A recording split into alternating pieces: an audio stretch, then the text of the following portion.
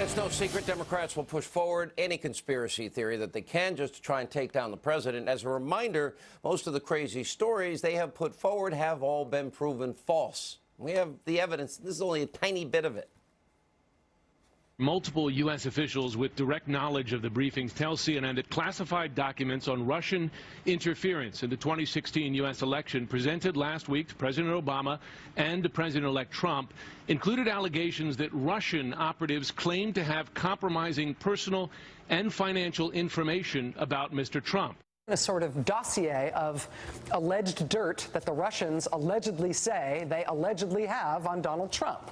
Alleged dirt that they allegedly used to allegedly cultivate him as basically a Russian asset. You get the person's phone records. Here they see these calls to the blocked number, and now there seems to be good evidence that that was probably President Trump. We begin with a new report that Paul Manafort, the president's former campaign chairman, paid secret visits, multiple ones, to Julian Assange at the Ecuadorian embassy in London. This is according to The Guardian. President Trump directed his attorney to lie to Congress. By the way, this is just a preview of coming attractions. Wait till we have some big things planned. Joining us now with a reaction, Congressman Devin Nunes. Congressman, let's go with what we do know, and that is they rigged the investigation into Hillary. Even James Baker, the general counsel under Comey, wanted to indict Hillary. Everyone was warned in August of 2016 the dossier was paid for by Hillary, not verified. Frauds committed multiple times on the FISA court, and nobody yet has been held accountable. Why? I just want to make sure first you're not going to beat me out with those loud beeps. No, not at all. Okay. You don't lie.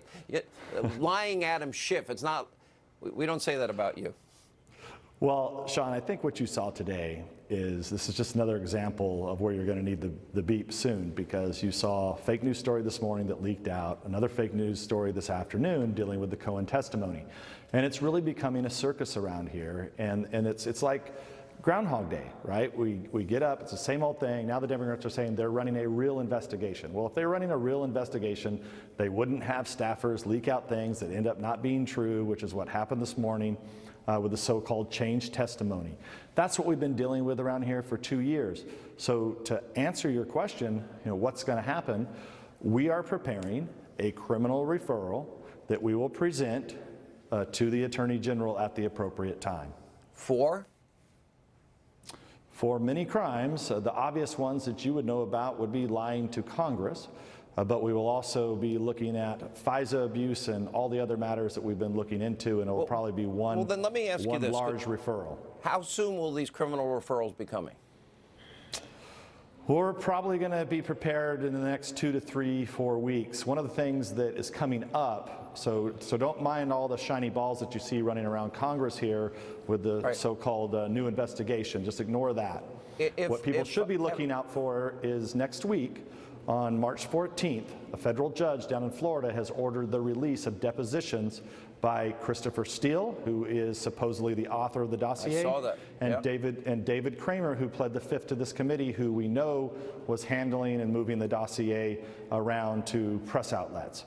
Right. That's really going to be critical. So we have not ever interviewed Christopher Steele, and we don't know what David Kramer would say because he pled the fifth. So this could be critical. It may be nothing, but it could be critical for our referral. You've seen it all. We expect the Mueller report, maybe even as early as this week. We know that all of these documents, all of these interviews, we know all of this will eventually become public. You're convinced that Mueller can't possibly have anything on collusion at all because there was none.